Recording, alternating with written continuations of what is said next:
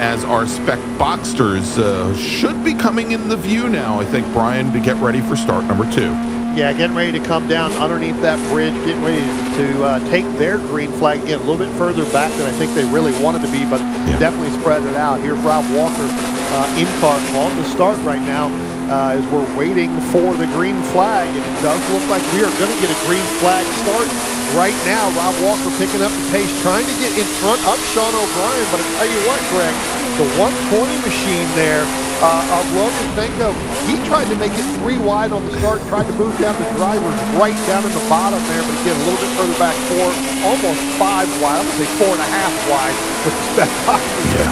They tried to fit everybody in there, but thought better of it, got back. Yeah, and Brian, look at the run that Rob Walker got out of the opening corner as Sean O'Brien had definitely beat him down in turn 1, was in that group, but Walker just NASCAR racing went wide and was able to carry the speed all the way around the corner. He's going to be the first of our 25 or so Spec Boxster racers into the bus stop here, and I can swear that maybe I saw as Walker was trying to push O'Brien as far to the inside as possible. We've got a number of cars off in the bus stop here, Brian, and we'll talk about the start a little bit later, but lots of damage there, it looks like, for one of our racers, and I think that wasn't Ryan Farragut, was it? I think it was the 129. Yeah, that is that's what Ryan I thought. Farragut in there. Again, Cameron Albaga getting really, really loose through there. I have a feeling, Greg, that is definitely going to bring out a full course caution here, because that was a little bit of a hard impact there. But Cameron Albaga got a little bit wide there and ended up spinning, and I think maybe there's just a collection of other cars there. Somebody may have tapped somebody in the rear. Yeah, and as we had the first car going off through the grass, and as Albaga was trying to recover that car, you could tell where so many of the racers were starting to check up there going through the bus stop, and given the layout of that bus stop, that's really hard to do, as most of those cars are definitely on the limit there as the front of the Boxster field makes their way around turn 9. And well, you don't want to run wide there. Lawson Wilder almost hit the wall coming out of 9 halves. Well, we're still under green, so not off speed as of yet. We'll check in with our front pack here and our vintage cars in just a few moments. But Brian, I assume we are still under green flag conditions here at Glen? Yeah, we are. We're still under green flag conditions. I'm not sure if they were able to get that out of the way. We're going to have to wait and see. In our cars, I mean, we still got Ryan Farragut still sitting up there in that exit of the bus stop. All right, well, Brian, it'll probably be soon, because we're going to jump back over to our vintage racers here right at the front of the field with Musate Mayor Moses right at the front, and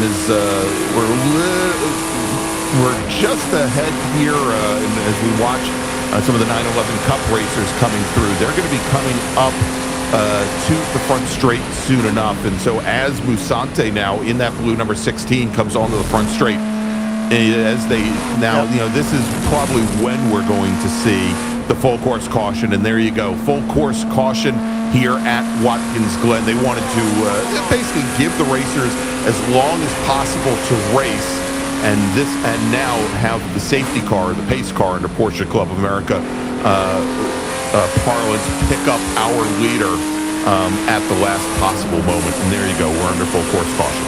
Yeah, remember, this group also had a full course caution at the end of the race number 2, the first race this morning, where the safety car kind of picked up the back half of the field, right? The back half of actually the leaders of the Spec Boxster had to wave them around, and that took the extra time. So, and you see there, in kind of what we consider to be house rules at Watkins Glen, Brian, that they did not deploy the emergency services machines until the field is considered to be fully under control. And so that is the case there. And so we are now under full course caution. So let's do this. Let's quickly, we've only got now a couple laps in the books. Let's quickly set the field.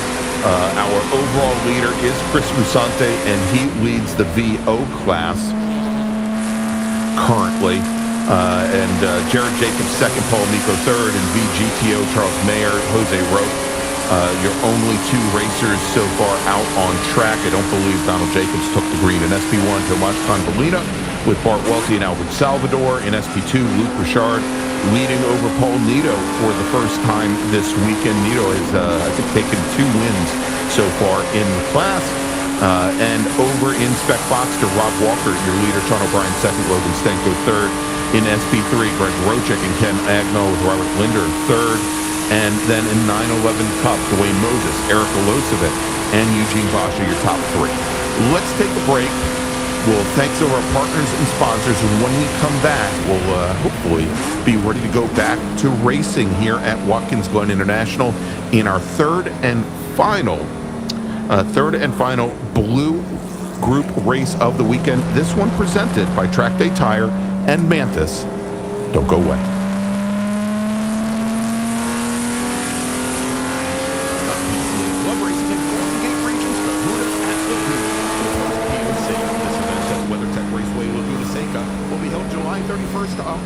And they'll be practice and qualifying on Friday with 3 sprint races held over Saturday and Sunday. PCA Club Racing license candidates are welcome. In addition to racing, there'll be a license school which will include the practice and qualifying sessions which are required for all rookie license candidates. The points races at this club race will earn points towards the West Coast Series as well as the PCA Club Racing National Championship Series. Sign up today at clubregistration.net.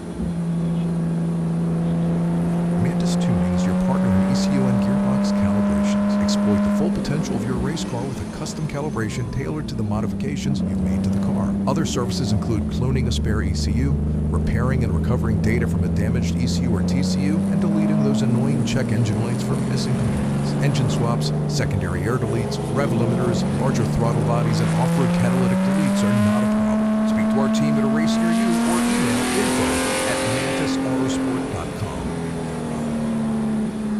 Since 1995, Speed Sport Tuning has been providing clients throughout the Northeast with honest, dependable, and expert Porsche service. Speed Sport Tuning operates out of a modern 32,000 square foot facility in Danbury, Connecticut, conveniently located near the Danbury Mall and Danbury Airport. Speed Sport Tuning uses the latest factory diagnostic equipment and OEM parts to keep your vehicle running in showroom condition. From routine maintenance and service to major repairs and performance upgrades and track support, Speed Sport Tuning is ready to serve you with expert service you can trust. Learn more online at sstauto.com.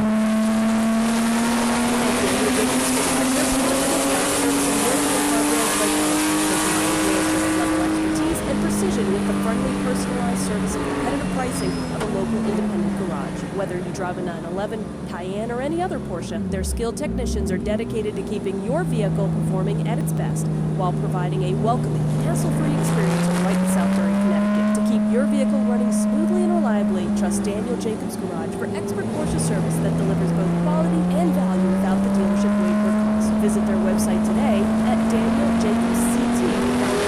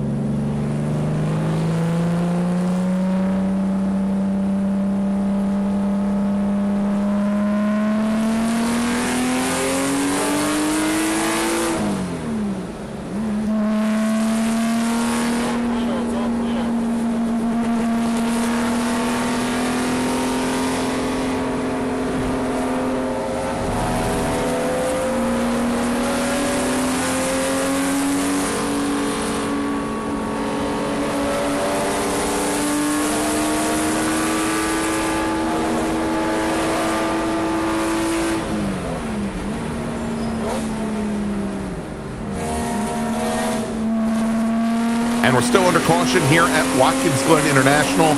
And the clash at the Glen. Brian, I think we're probably going to be going back to green flag racing here next time by, as they've gotten the Farragut car cleared off the track over at the bus stop. And lots of time left on the clock here for these racers, as we've got just under 19 minutes remaining, actually just about 18 minutes remaining on the clock out of what is a scheduled 30-minute race, as our overall leader is Chris Musante over in the vintage group with Charles Mayer in VGTO, your leader there. Second overall, Dwayne Moses leading Eric Olosevic. They are running third and fourth.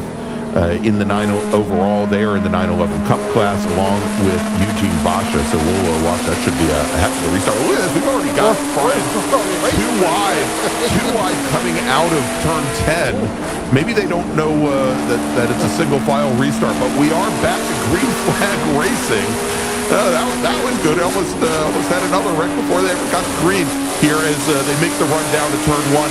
Let's, if we can, Dustin, keep an eye. We just saw the red 944 and the white with blue stripe 944 go through the corner. That's the battle for the lead in SP3 here. And I think they're already past there. They go just out of our view. As Ken Agna had, I think, Donald Enger in the number 50 911 Cup car get between he and Greg Rochick, and just the opposite of what we saw in our second sprint race for this group here. But let's see, as Agna cannot seem to get around that machine just yet. And that's going to give the red 94 of Rochick at least a little bit of breathing room as they come down the hill. Although Rochick runs so wide, I don't know, didn't get a great exit out of the bus stop. That was probably the first best chance that Agna was going to have to close things up. But in doing so now, Agna has actually lost another position. As we had another driver get through. We're going to stick here for just a second and wait for our Spec Boxsters to come through. There's Rob Walker right alongside now, Brian, as he is under challenge for the lead in Spec Boxster from Sean O'Brien in the gray number 441 machine. And as they were door-to-door coming down the hill, I think Logan Stanko's right. Maybe leading this.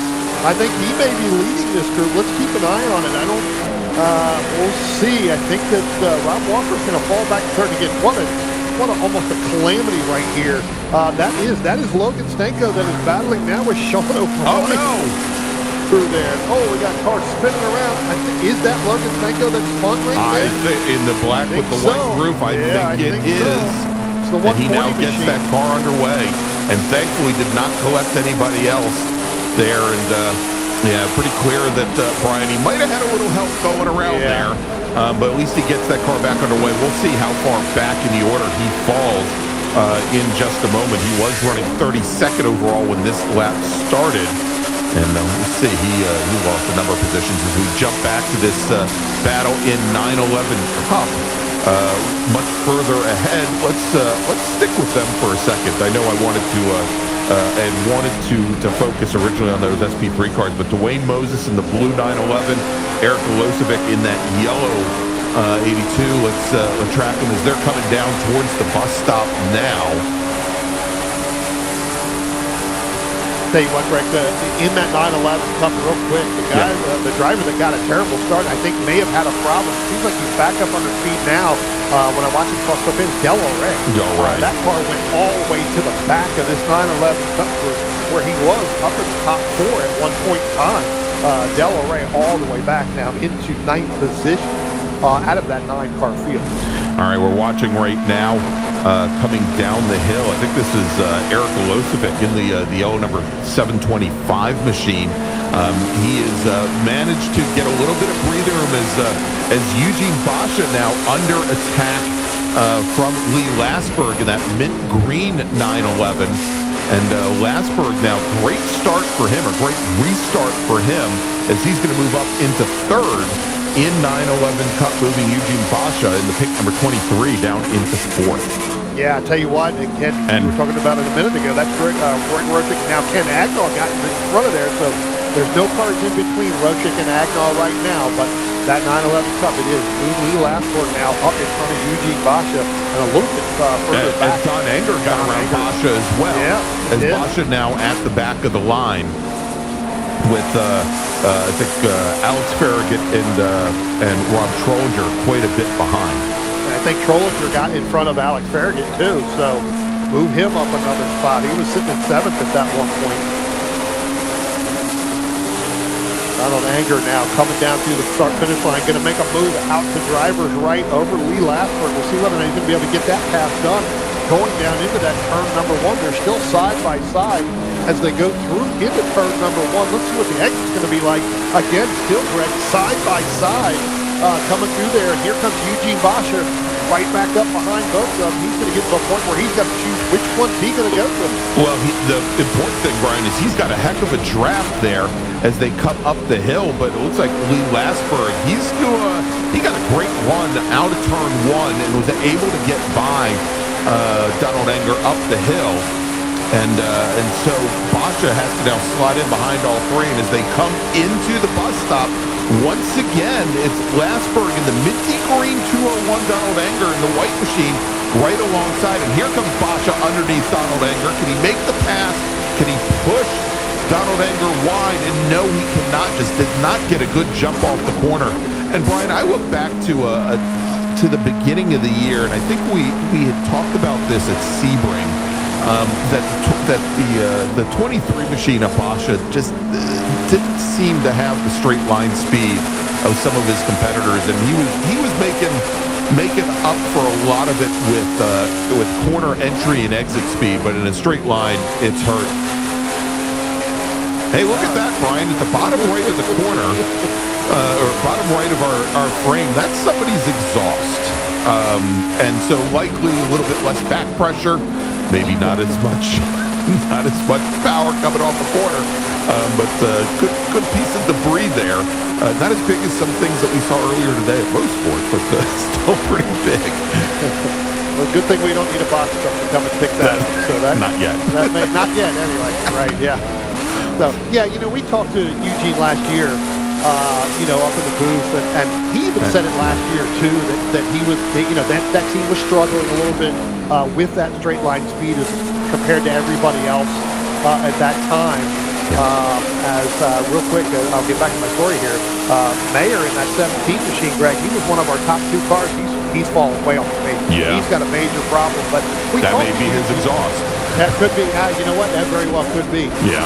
When we talked to Eugene, he had mentioned it last year. They were having some problems, and again, another year that I think that they're still trying to develop some stuff, try to put to get that straight line speed. As he said, his car's always been that way, but they're trying to figure out ways to make it, because that's where he loses some of these racetracks.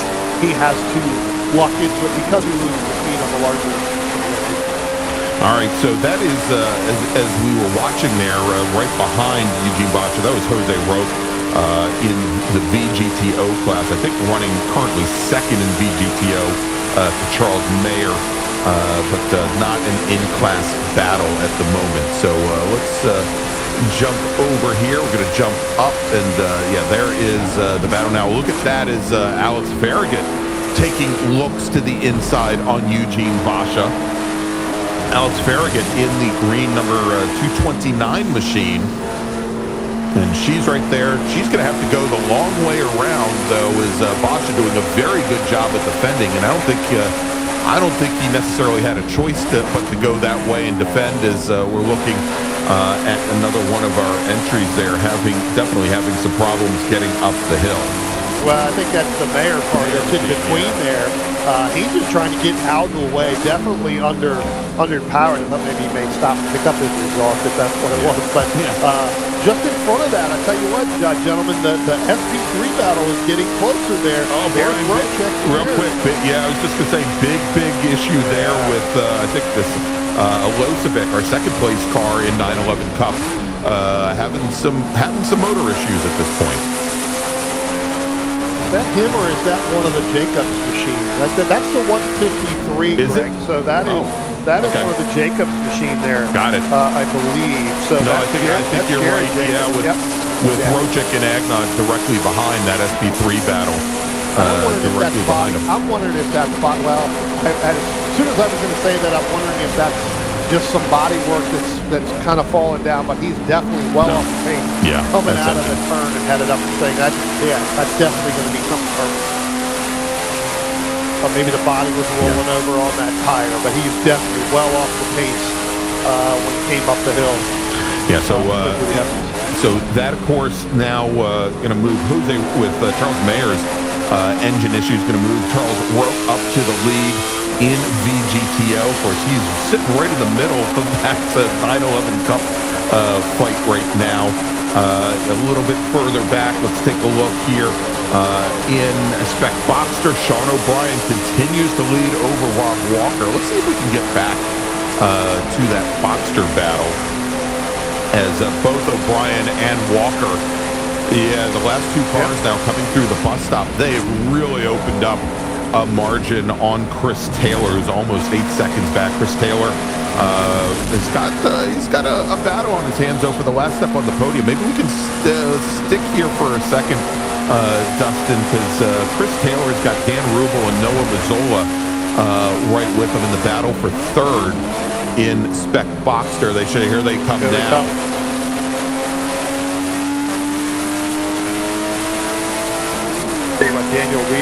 Daniel Rubel leading over Noah Mazzola there. Again, as you said, Greg, that's fourth and fifth. I tell you what, Noah's been putting a lot of pressure on Daniel Rubel. Again, Daniel Rubel not having the race that he wanted to at Lime Rock. Ended up going off track and making contact with the guardrail on that Saturday first race that they had. So it's good to see him back, but he is definitely under heavy pressure right now. Yeah. And the third car in the line there, Noah Mazzola, who we mentioned, is he's the club racing chair for the Northern New Jersey region of Porsche Club of America. Good run for him so far, as he is currently running in. And I'll tell you, there's nothing to sneeze at, Brian, when you're running fifth in the Spec Boxster field, as we are, I think, 25 cars deep right now. Here, so running in the top five, certainly a great showing so far, and he's right there challenging. You could find him up in third place in a podium-paying position soon enough. Yeah, he ran really well at Lime Rock. I think he ended up getting on the podium, picking up the win in the first race on Friday afternoon. There at Lime Rock was Noah Mazzola. So, all right, looks like the 153 car now, Brian, has come down the pit road, and so certainly not what Jared Jacobs wanted. Of course, I would say thankfully it's the last sprint race today for this car. I'm wondering, and I'm going to try to see if he is planning on bringing that car out for one of our endurance races tomorrow. Well, remember we had the other Jacobs car that went up yesterday. Expired. I think it was this morning. I think he expired this morning. That's right, over a turn 9. Turn 8. Yeah, turn 8, turn 9. Coming up through there. So again, a rough outing for those two cars. Going really wide there, I believe, is that the Chris Taylor machine in that blue and that black one right there in the front, and then you've got Daniel Rubel and then Noah Mazzola. So Chris Taylor trying to hold everybody up. That's the last spot in the podium in our Spec Boxster, Greg. All right, as they come through the toe of the boot, such a difficult corner here. Brian, and I know I've talked about turn 9 being off camber and being the slowest corner, but it is so critical there at the toe to be able to carry speed in, because it is just such a sharp uphill, and you don't get a feeling for it on the cameras there, but it just, you slow the car down, good amount of braking, and you just have to be able to get back to the throttle as quickly as possible. I did just check. It does not look like either of the Kaplan cars were scheduled to run in tomorrow's Enduro, Brian. So our racers still have a little bit of time. They'll have a little bit of time to get things back together. Tell you what, Greg, got another shake-up here in that 911 Cup battle. Donald Anger has now moved up into that third position, getting around Lee Lasberg, Eugene Basha holding down that 5th position, but now Alex Farragut ahead of Rob Trollinger in that 95. So again, a little bit of shake-up here as this race gets ready to wind down, especially in that 9/11 Cup battle as well. And you still have the SP3 battle that we were watching earlier on as well. Between Rochik and Agnon, and we'll check back in with that hopefully in just a few moments, as we have now only a couple laps remaining, only a little bit over 3 minutes remaining on the clock, as Walker now pulling right up to the back of Sean O'Brien. We just saw him come through the bus stop. Let's go on board with Rob Walker, currently running second in Spec Boxster. Yeah, I'll tell you what, going to get a good angle here. Going to come up on one of those, maybe coming up on one of those 9/11 Cup cars as well, I believe. Definitely got Noah Mazzola as well, still battling going on there with Daniel Rubel. Lodichenko, who dropped all the way back to 12th at the class, Greg. Now he's a little bit further back, but he's worked his way back up into 6th overall. But definitely Chris Taylor, Daniel Rubel, and Noah Mazzola battling around, and it looks like Rubel's going to get around Chris Taylor there, getting ready to come out of the boot. We'll see whether or not he's going to be able to hold it, but him and Noah Mazzola, pressure he does. Yeah, the 771 machine gets by the 68, move him up in the 3rd spot, Brian, and they were not willing to give an inch coming down the hill. But great run from the outside there for the 771 machine as they come through turn 8. Now Rubel runs wide going through turn 8, but that's the iRacing move there. You can carry more speed. You don't have to crank the wheel over as much. And a lot of things have changed here racing at Watkins Glen since they replaced a number of the gravel traps with pavement there, and a lot of the runoff area as well. Like this area right here on the exit of turn 10, you could drive pretty much almost into the paddock there. But good speed there as Daniel Rubel opens up maybe another 3 car lengths coming onto the front straight. He is got about 35 hundredths of a second now on Chris Taylor and Mazzola behind, as they will make the run down into turn 1 with now just about less than a minute and a half on the clock. The next time our leaders, Musante and Moses, come by, they will get the white flag. Let's go on board back with Rob Walker, the battle for the lead in Spec Boxster, as they're going to try to split one of our... That's Del Ray right there in the middle. Told you he's got problems, and that's really going to hold him up. That's really going to get Sean O'Brien a bigger lead right there. Yeah, I was going to say that Rob Walker probably has a very different name for that driver than Del Ray at that moment. But there was, he just chose wrong. Maybe if he had stuck to the inside and followed the Spec Boxster leader through the bus stop, he'd be in good shape. But is that Greg Rochik off the pace coming up through the toe of the boot, Brian? I have to keep an eye on that, because I know that our leader is now working his last lap, and that is Greg Rochik. Yes. Definitely got a problem. That was our SP3 leader, and that is going to allow Ken Agnon to get by. The number 15 machine is going to be your new leader in SP3. Robert Linder will move up into 2nd. Don Matron Jr. should move up into 3rd, unless he can get that car recycled. I mean, it's not like a newer car with modern electronics. I don't think you just cycle the motor there. But we'll see if this affects Rochik, or if he has to bring the car down the pit lane. Yeah, so at this point, as he's just coming out of the booth, looks like his race is run, as our leaders now working their final lap. Let's see if we can find Chris Musante in that dark blue VO Class 911. Should be pretty much close to the bus stop maybe for him right now. I believe in that blue number 16. Maybe a little bit further than that. Yeah, I think we just may have missed him here a minute ago. Yeah, we'll try to. Yeah, we'll pick him up. Meanwhile, he's got a nice size advantage, Brian, over the rest of the VO class. Currently over a minute on Paul Amico, as of course Jared Jacobs, who had been running 2nd in the class, retired. There he is, right there. There he is. There's our leader, Musante, as he is working the last lap of the last sprint race here for this group at Watkins Glen International.